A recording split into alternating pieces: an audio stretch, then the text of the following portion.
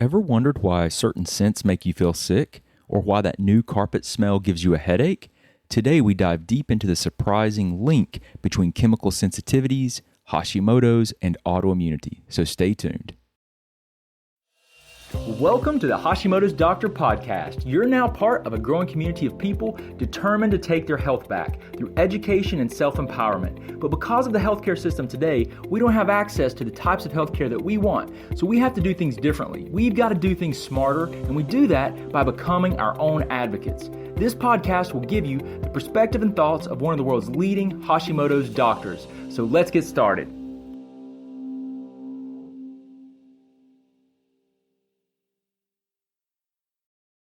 Hi, everyone. Welcome to another episode of the Hashimoto's Doctor Podcast. I'm your host, Brad Shook, and today we're going to be discussing something that many of you might have experienced but never really understood. And this is the adverse reactions that a lot of people have to certain scents and chemicals.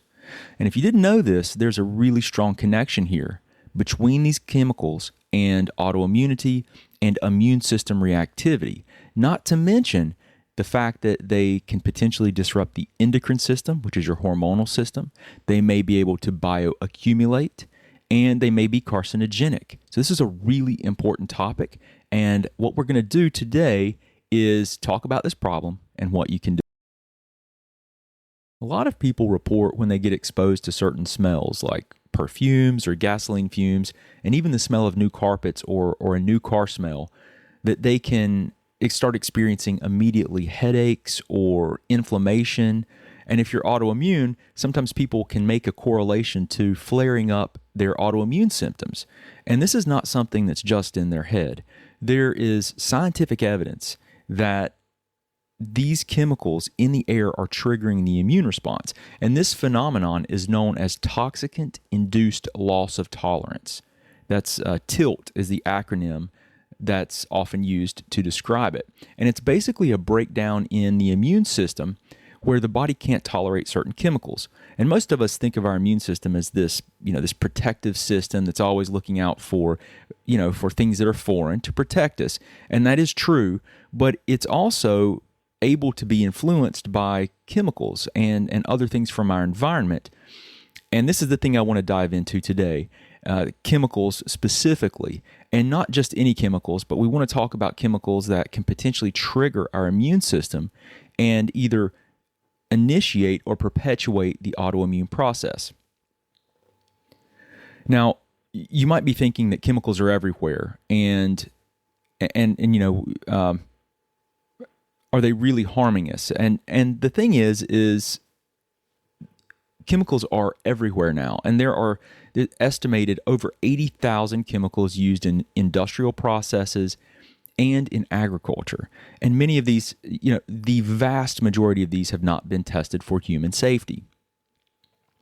So with that in mind, let's talk about some of the things that have been identified through immunological research. So doctors of immunology that study the immune system.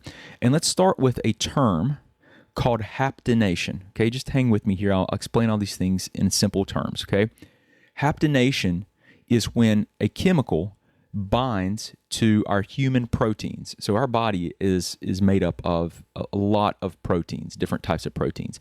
So when some chemicals come into our environment, we breathe them in. They get into our lungs. They get into our bloodstream. They are on our skin, and they pass through the skin. They get in through the food that we eat, the water that we drink. These chemicals can bind to our proteins.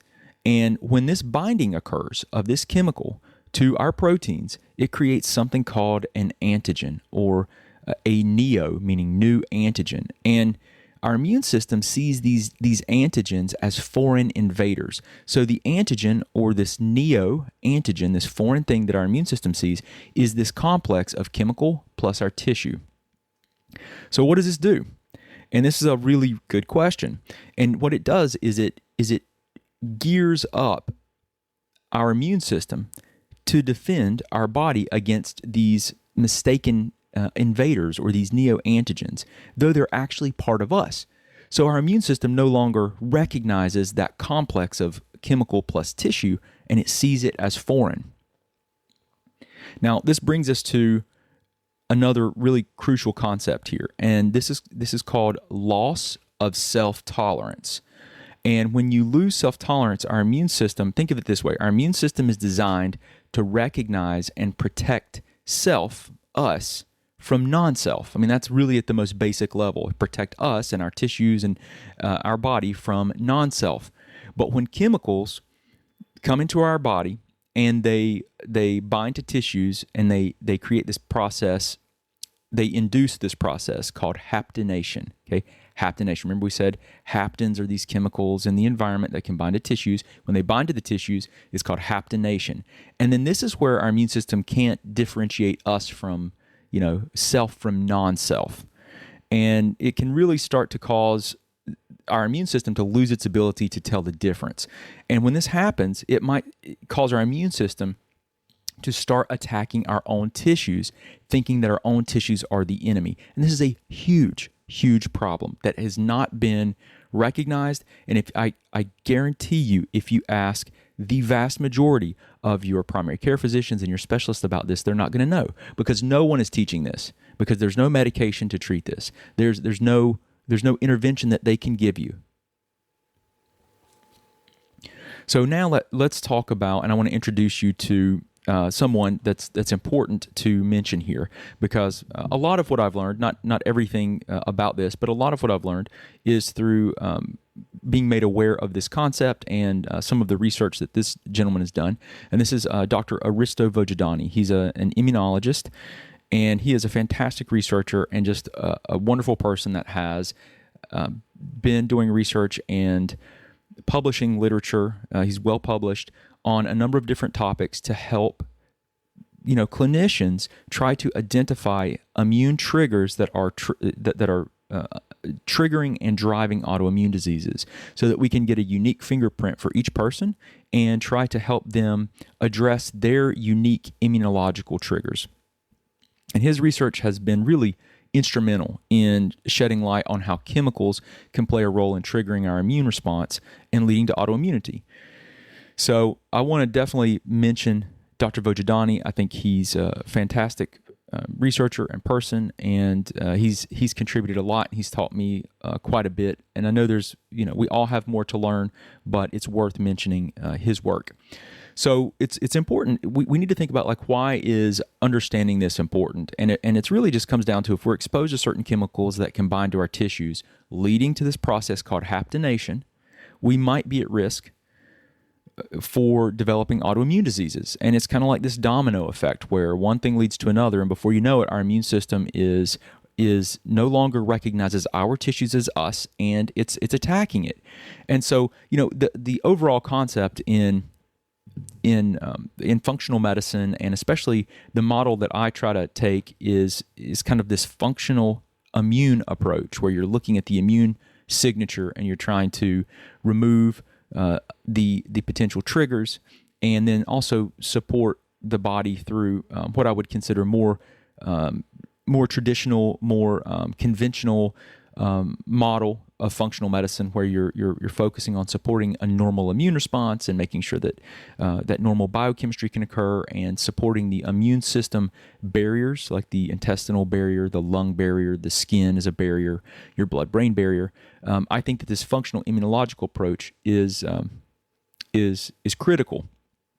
And we have to be able to try to remove these triggers, or what ends up happening is, once your immune system starts reacting to your own tissues, it's not something that you can just remove from your body, right? So if you were getting exposed to a chemical, for example, and we saw that you were getting some immune reactivity, well, we would absolutely want to very rapidly and quickly try to remove that chemical, that routine exposure from your body.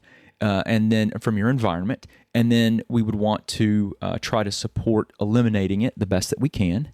But you may enter a scenario where, once you have removed that chemical, if the immune system has started reacting against, remember that what we call the neoantigen, this complex of the chemical plus your tissue, you may have, now your immune system may see the proteins in the particular tissue that chemical was bound to.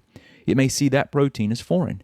And so now you have loss of self-identification. Now the immune system is seeing that tissue as foreign and reacting against that tissue, which you can't remove, right? So I think there is a gap there in our knowledge, at least in my knowledge. There are probably people out there that may understand strategies to approach this, but I've tried to study the best. And if someone out there does know, please share with me how we would correct that. But I think how we would try to regain that self-tolerance. The way that I try to go about this is remove all the triggers that you can, support normal immune regulatory function, making sure that the immune system can carry out normal function. And this is a big problem because a lot of people don't have this. They have deficiencies in all kinds of vitamins and minerals. Their lifestyle and a lot of factors are completely out of sync with optimization and regulation of their immune system, which we'll talk about that a little bit later. But this is really an important concept. This is something that is critical with autoimmunity, and a lot of people, they're not making progress with their autoimmunity despite doing a lot of various things to try to help it. And this is a blind spot that for a lot of people that we have to shed some light on, and we have to formulate strategies around. So by understanding these mechanisms, we can be better equipped to prevent and manage autoimmune conditions by actually looking at the drivers and triggers.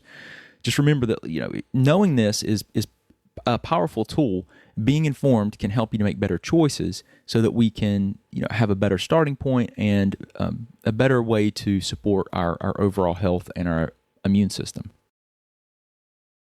Now, having said that, you might be asking yourself, well, why is this affecting me? And why am I affected while other people aren't? And really the answer to that is complex, and there are multiple factors based on the knowledge that we have today.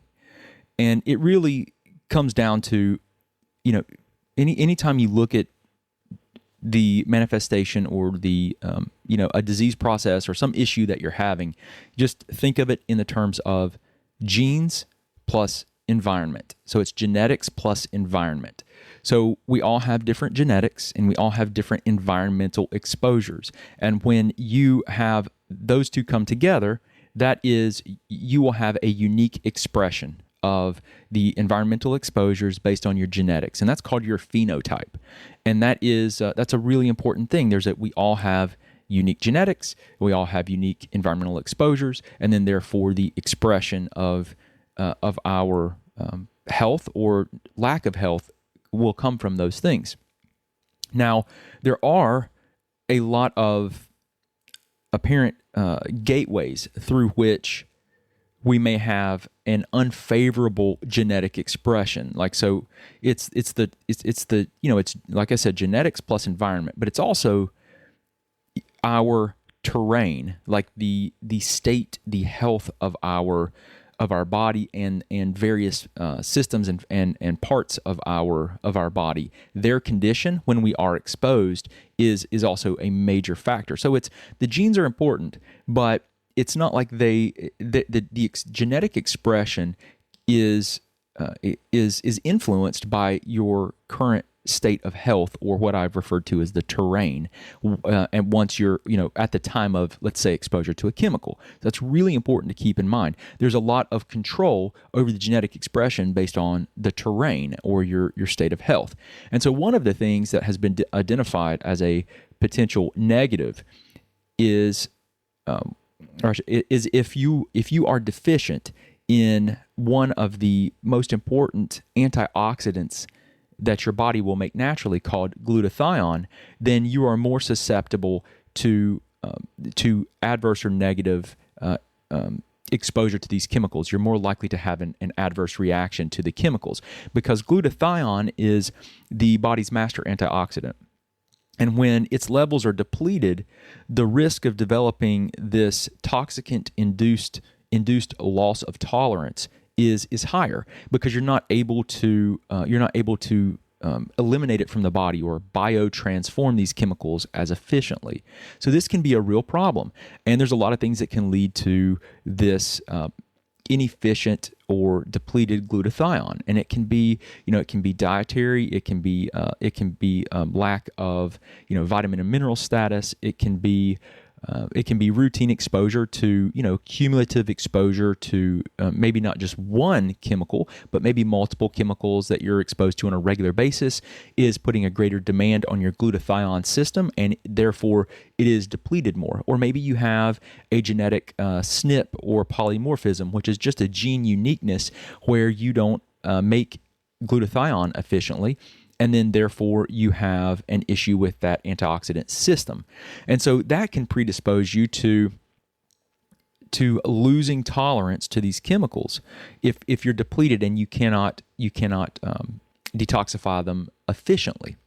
And so there are other factors too, like things like your a really important one that we're seeing today is the health of your intestinal barrier system or your intestinal lining, which is really influenced very significantly, many factors, but one of the most important is the gut microbiome, or the community of microbes that live in the intestinal tract. They have this symbiotic relationship with our health, with our intestinal lining. If you have a healthy gut microbiome, and it is making various what we call postbiotics, these as a byproduct of the bacteria living in our gut, they will create byproducts, things that they manufacture.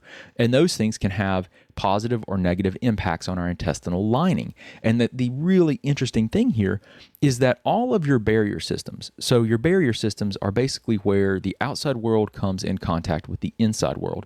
All of our barrier systems on the outside, so let's stay with this GI tract example. The outside world is actually your intestinal tube, because that is the interface where stuff that you're eating, this tube that runs all the way through your body, where it's kind of like the outside world. Your body is selectively choosing the things that it wants to pass from inside that intestinal tract through the intestinal lining into the bloodstream. And it does that because, like for example, our food, we have all of these vitamins, minerals, amino acids, which are protein, building blocks of proteins, fats, carbohydrates, all these different chemicals and components of foods, for example, that our body uses. And so those things need to pass through. They need to be broken down and then pass through into the bloodstream so the body can use them. But we don't want harmful things to pass through. So all of our immune barriers, like the intestinal lining, again, the intestinal lining, the lung barrier, the skin, the blood-brain barrier. There are many barrier systems that are selectively permeable systems that is this interface between the outside world and the inside world. And this is a barrier system where you have a lot of immune cells that monitor this interface. And this is important, right? Because it makes sense. If this is a place where things could come into the body, you want immune cells that are surveying the area so that they can react and respond appropriately if something foreign comes in. And this is, these microbes in our gut, they produce things like short chain fatty acids, as one example we'll use here. Short chain fatty acids, one of those in particular called butyrate, has been shown to be really helpful and critical for the intestinal lining health, for maintaining good integrity, because we don't want the gut lining to break down and become leaky or permeable, hyperpermeable, letting things through that shouldn't get through. So butyrate helps to keep the intestinal lining healthy, and it helps to maintain proper immune cell regulatory function. So the immune cells don't just react, more necessarily. They respond as we would expect a normal immune system to respond. It helps them to be better regulated, not overreactive, not underreactive. And this is really important. If you think about that, it's a critical interface. And so these bacteria that live in the gut, they do so many things. They really support or deteriorate. They can create adverse or negative reactions, and they can cause problems with our gut lining, or they can keep it healthy. They can support the immune system, or they can break down the gut lining and really exacerbate and flare the immune system and be a gateway for abnormal immune responses. And so, again, the terrain, when we come back to how do we react to chemicals, the terrain is critical. And this is where, things like your antioxidant system that I mentioned, and then the health of the gut microbiome, which, there are many different avenues that have to be considered and taken when you're trying to improve the gut microbiome. It's not just I can take a probiotic. It really has to encompass diet, lifestyle, things like getting, proper amounts of sleep. A lot of times when I'm working with people that have compromised GI, compromised immune system, compromised gut function, their microbiome's not healthy. They've done their life, and a lot of things have led to the point where they're at, where these systems and things are broken down, and we are trying to reestablish a better immune environment, a better terrain for them.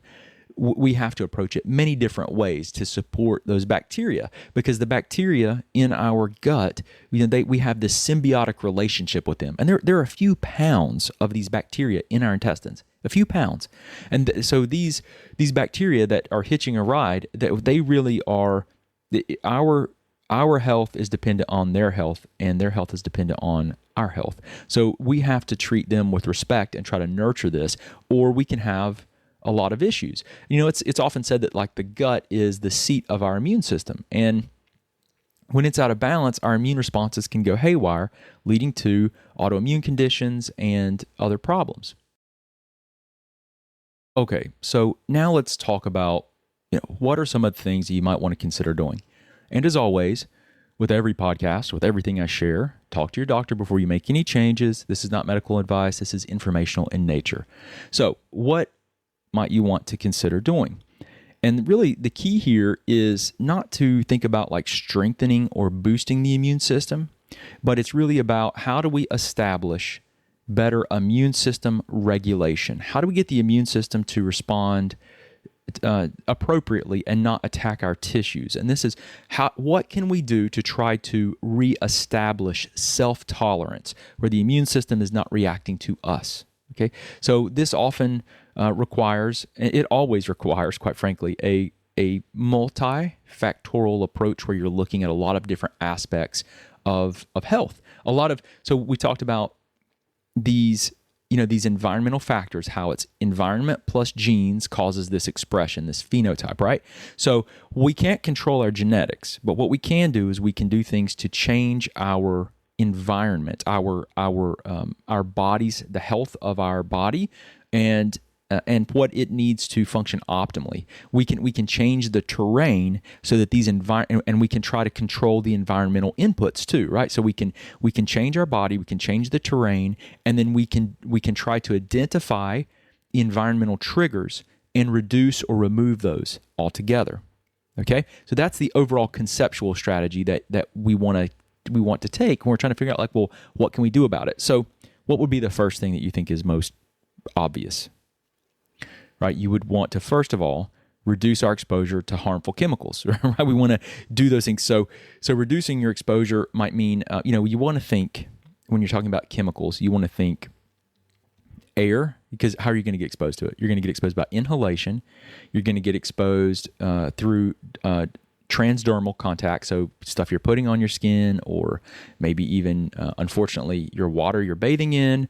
But most of the time we're talking about stuff here like all the stuff you put on your skin, your laundry detergent, anything that's potentially transdermally. So all of your cosmetics that you want to consider, a lot of these things you need to look into. And so I always recommend, and I think it's still the best way to do it, is go to the Environmental Working Group's website. That's ewg.org, or you can go on iTunes, or you can go on Google Play, or wherever, if you have a smartphone, you can download their app, and it's the Environmental Working Group app. It's ewg.org, and you can scan all of your personal care products, the barcode on the back, and it will give you a score. And I really recommend, doing that, because I think that's a really helpful way to start looking at chemicals and what you might be getting exposed to. Okay, so reducing exposure. So air. So air would be, there's a few common places, but like some just basic, probably highest, greatest improvement for the least amount of effort would be in wherever you spend your most time. So probably number one, in the bedroom, and then wherever you work. Like if you work if you work in like an office, or you're often in like the same place when you're like sitting and working, then HEPA air filtration systems in the bedroom, and then wherever you spend most of your time. When you get in your car, if it's a hot day, don't just open the door and jump in. Have you ever done that, and then you smell like it smells different in there, and it's like it's it's like plastic or rubber or something, that's off-gassing. You're getting off-gassing of foam, you're getting off-gassing from the plastics, and that is absolutely a problem. We're talking about, those are the same types of chemicals we're talking about here. So what you want to do is roll down the windows before you get in, or just leave your door open for like, I don't know, just a little bit, like, 10 or 15 seconds or something. Let it air out. If you can roll your windows down remotely and just let them go down, do that. But let it air out and then get in the car. Like things like that. When you're on the highway, like when you get in your car and you crank it up, roll up the windows and put it on recirculation. And use the recirculation because you have most cars, I think most cars today have, they have cabin air filters built into the AC system. And so the air conditioning system. So you get this filtration through the cabin air filter, and you're going to reduce your exposure to brake dust and all kinds of other exhaust fumes, especially if you're on a busy highway or an interstate, and especially if you're sitting in traffic. Absolutely do this. Do not leave your windows down in heavy traffic. So just basic tips there, some basic things. There's a lot more that you can do, but this would be far too much for me to get into all of these details. So I want to hit these really, high points here. So air, what you put on your skin, and then also your food. Your food is going to be important. So if you can eat do not eat conventional, eat organic foods as much as you can. And then the foods, if you don't have that in your budget, then there's a few things you want to consider. You definitely you can look at like the Dirty Dozen and Clean 15 list. This is also the Environmental Working Group puts out this list every year. And it is a list of the foods that have the lowest herbicide and pesticide residue, and that's the Clean 15. Okay, so those are the ones you can typically buy conventionally raised with not organic. You can buy those, and they have a lower herbicide and pesticide residue on them, so they're safer to use. And then the Dirty Dozen are the ones that if you're going to eat those, you want to spend your money there and buying those organically. Okay, so that's a tip, but try to reduce your exposure through food. And those are like really the main ways. Some people have jobs that are, you just have. It's a toxic hazard. The jobs are just, they're chemicals in the environment. So, you want to make sure that you're doing what you should do to try to reduce your exposure, that your employer's doing what they should do to try to minimize your exposure, and that you're not at, increased risk. But you're going to have, you can have the same people that are working in an environment that are exposed to the same chemicals, and they're all going to react to those chemicals differently. And if you think about it, it makes sense because just like we said, it's genetics plus environment plus the terrain of the person. What's their health? What's their microbiome health? What's their antioxidant status and whatnot? So really important to understand, okay? So, all right, so what are some other things that you can do? So you can focus on trying to boost your glutathione levels. And remember, that's your master antioxidant. You can take glutathione as a supplement. You can eat a lot of foods that have sulfur-containing compounds in them. That's really important. But this is kind of coming back to dietary strategy, right? Like you want to have a healthy diet, and that's typically a diet that has animal-based protein. This is my opinion. I'm not saying it's the only way to do it, but animal-based protein, plus you want to have fruits and vegetables, and you want to try to get the colors of the rainbow every day. Okay, so the colors of the rainbow, you're going to get these things called polyphenols, these different types of chemicals found in plants into your diet. And these polyphenols have different physiological effects. They feed different groups of bacteria. So this can be really important and very helpful. So, really high level, just 30,000 foot overview, animal-based proteins, diverse vegetables and fruits that have the colors of the rainbow every single day that are going to be high enough in fiber. So, you typically want to try to shoot for and work up to about 35 grams of fiber per day. The average American gets probably under 10 grams of fiber. And a good way to do this too is you can measure on your, like a smartphone app. You can track your grams of fiber and whatnot, and it can be a really helpful way to see what you're eating and actually quantify your diet, which I recommend you do if you've never done that, because it can be eye-opening. How many calories which is not what we're talking about specifically, but it can give you a lot of control and guidance here on what help you to formulate a more specific plan to you and your unique needs. And since we're talking about diet, I'll also mention adequate protein. I've been harping on this a bit lately because I have seen so many problems with this, because people don't realize how much protein they're getting, and most people are not getting enough protein. And I'll just say it briefly, quickly, because I've talked about it in almost every podcast. But you need protein to help your body make enzymes and rebuild and regenerate. And if you're protein deficient, you are not going to recover from a lot of problems that I'm talking about in these podcasts. It's going to be difficult for your body to heal, and as your immune system won't function optimally. You have to have protein to make enzymes to help with detoxification. It is critical. I've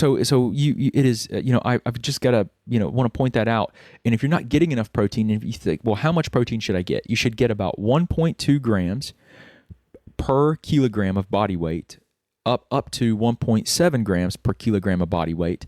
And so you have to, if you're using the imperial system, you have to take pounds, convert your body weight in pounds to kilograms, and then you just multiply 1.2 times your body weight in kilograms, and you'll get like the low end of protein consumption, and 1.7 to get the higher end. And some people actually do closer to like 1 gram of protein per pound of body weight, which I do better with that. So for me, that's about 180 grams of protein. It's a lot. So I usually get about 150, 160. But if I'm working out really hard, or if I feel more tired or more worn down, I will consider, like, am I getting enough protein? Sometimes a little bit more helps me. So to do that, I have to space out what I eat, over the day. Like I try to do like an intermittent fasting window, but I try to eat within about an 8-hour window. But I have to eat, at the beginning of that window, and then throughout that window, spacing my meals and getting a little bit of protein every single meal to hit that target. So I hope that makes some sense. But protein is really important. So boosting your glutathione levels, eating sulfur-rich foods, cruciferous vegetables can help with doing this. You need sulfur to stimulate glutathione. You need selenium.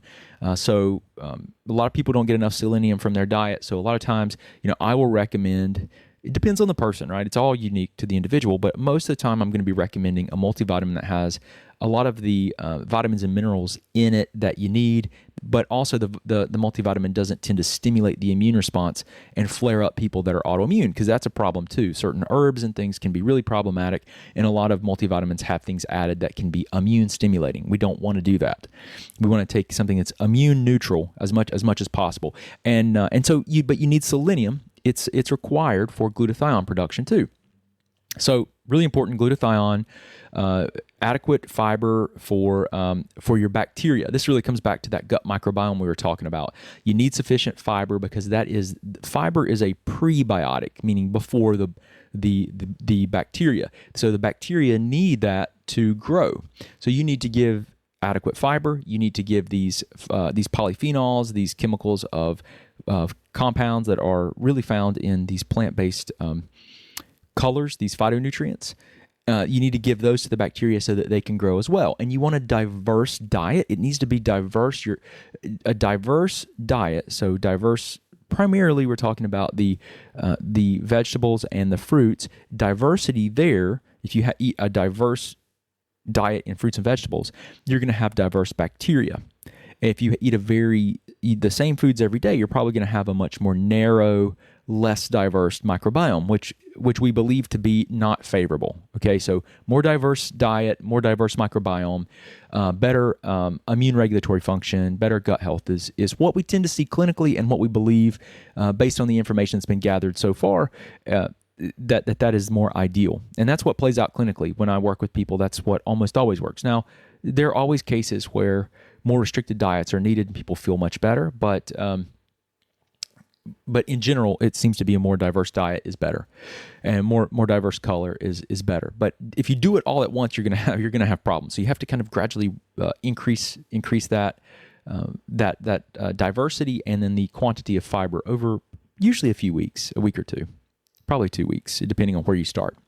But also, so the next thing is ensure that you're getting enough vitamin D and enough omega-3 fatty acids like fish oil or oil from algae. They can get it from algae. And the reason from fish oil and algae is because it's in a form that your body can use easily. And some people have problems taking omega-3s from plant-based sources like flax, for example, and converting it into the form that one of the forms that the body really needs. And if it's from an animal source or an algae, it's already in that form. And then vitamin D is critical because it supports immune system regulatory function, which I've mentioned some, and that's really important for a normal immune response. So really getting a baseline level of these things, if you can do it, if you have a budget for it, you want to get testing done to see where you're at. And that can give you a good starting point so that you know that what you're taking, because it's interesting that vitamin D and omega-3 fatty acids, all these things are unique to the individual, right? As far as what you need. And then when you start taking like a certain dose of these things, how your ability to absorb them and utilize them is different too.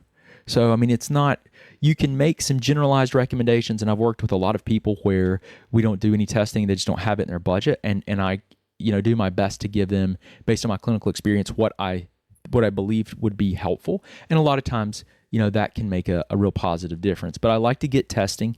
If you can do testing, you want to get testing because it can give you a better starting point. I mean, it gives you markers. I mean, to base what you're doing off of, and you can be more specific, right? You get a better starting point, and you can identify more of your unique terrain and how we might be able to support it specifically based on you.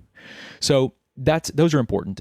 Exercise. It's very interesting, but when you exercise, you stimulate a form of nitric oxide in the body called endothelial nitric oxide.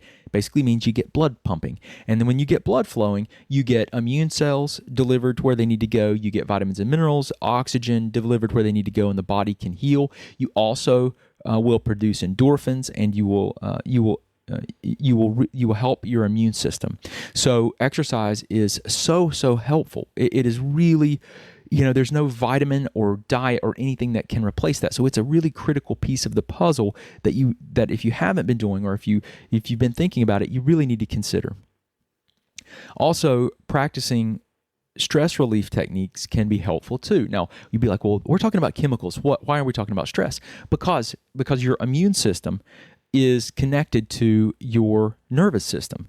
And when you're under stress, you have an entire branch of your immune system, you have an entire branch of your nervous system called the autonomic nervous system. It has two primary divisions, a sympathetic, which is the fight or flight system, and a parasympathetic system. When you're under stress, you're activating your fight or flight or sympathetic system all the time. That drives stress hormones up, that drives these catecholamines like adrenaline up, that will ultimately cause you to have, if those hormones are high all the time, you'll never enter the other side of that system, the parasympathetic system, the rest and digest system that helps with recovery. And that will drive a lot of different problems with your health. That will drive problems with your barrier systems. It can compromise those. It will wear you out. You will become, it can damage your physiology. And this is a real gateway for, the immune response and breaking down your barrier systems, ultimately leading to immune activation, as we talked about with as an example, the unhealthy gut barrier.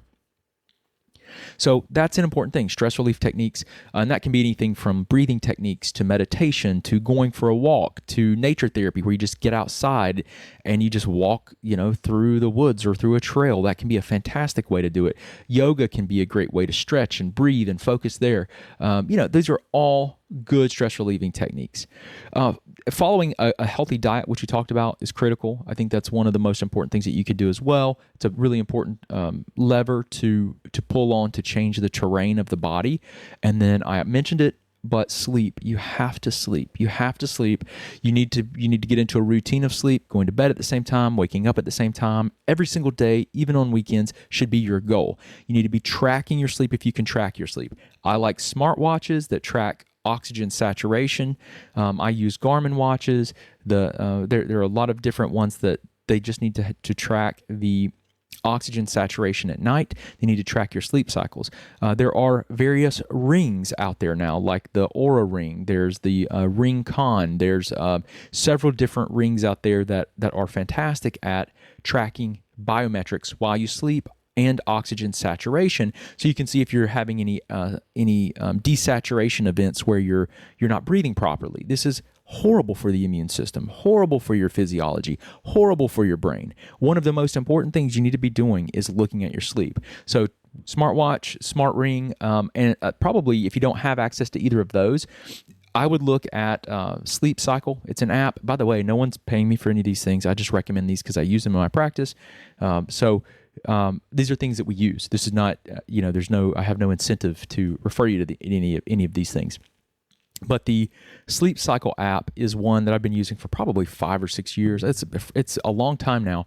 And I put it beside of my bed on the nightstand, and it records audio at night. If I make noise, I start it when I go to sleep. I put my phone in airplane mode, and it will listen if I'm coughing, snoring, tossing, turning, getting up, and it's pretty accurate. I've been using it for a long time, and it does a great job. But a lot of people have no idea what their breathing is like, if they're talking in their sleep, if they're snoring. And if you're snoring, you got a problem. You've got a problem if you're snoring. So if you say, I snore and you're minimizing it and like it's not an issue, it's an issue. I can tell you it is an issue. You should not be snoring. And if you are snoring, it's a big problem. You need to have a sleep study done, and you need to get to the root of that snoring issue, whether it's being overweight, whatever it is. You need to get checked. You need to see if you need a CPAP machine so that you keep your airway open, because when you're snoring, it's like someone's choking you, and you're not getting air in, and you're fighting for air. And if you do that over and over, imagine this. Imagine someone choking you. You're about to run out of air, and then all of a sudden they let go and you start gasping. Your heart rate's up, you're sweating, you're stressed as hell, right? Well, this is one of the things that's happening to you every time you snore. Excuse me. So that is critical to understand. And if that's happening, you're driving stress hormones up. You are creating all the problems we just talked about with the sympathetic nervous system being in overdrive. It is terrible for you. So I'll get off my soapbox, but these are a lot of the things that I'm really passionate about from a foundational lifestyle, dietary perspective that you just got to become a different person. If you have a problem with what I'm saying, you're like, I can't do that, or I don't want to do that, or my lifestyle, or this or that. Well, you have to make a decision at some point. You have to make a decision. Am I going to continue to be the person I am and feel the way I'm feeling and my health go downhill, or am I going to change who I am and what I do and be a leader amongst the people in my environment, my family, my peer group? Because you have to do it. If you can't help yourself and be a better version of you, how are you going to help anyone else? You really do it for you, do it for them. Be a leader. But anyway, hopefully this one's been helpful. This is a really important topic about these chemicals. This is a really important section here about what you might want to consider doing. Just remember, all these things can help you. Functional medicine can be really helpful. If you need help, reach out to us. I work with people all over the world or across the country via telemedicine, and I can help you look at your case, try to get to, identify the best strategies for you as an individual. If you have testing, if you want to get some testing done, we can help you get testing to, more specifically identify strategies that might be better for you, and try to get you, as healthy as possible. But these are all important things to consider.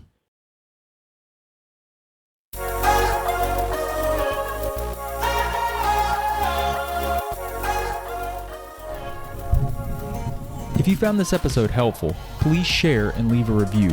It really helps the podcast. And as always, don't forget to subscribe so you don't miss an episode. You can also follow us on YouTube and Facebook at the Office of Dr. Brad Shook. You can join our Facebook group, the Greater Hickory Thyroid Support Group, with over 11,000 members, and you can find me on Instagram at Dr. Brad Shook. And remember, together, we can make a difference.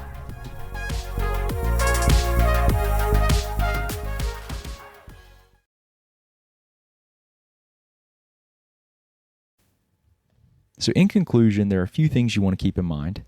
Our health or lack of health is a combination of our genetics plus our environmental exposures plus the health of our body.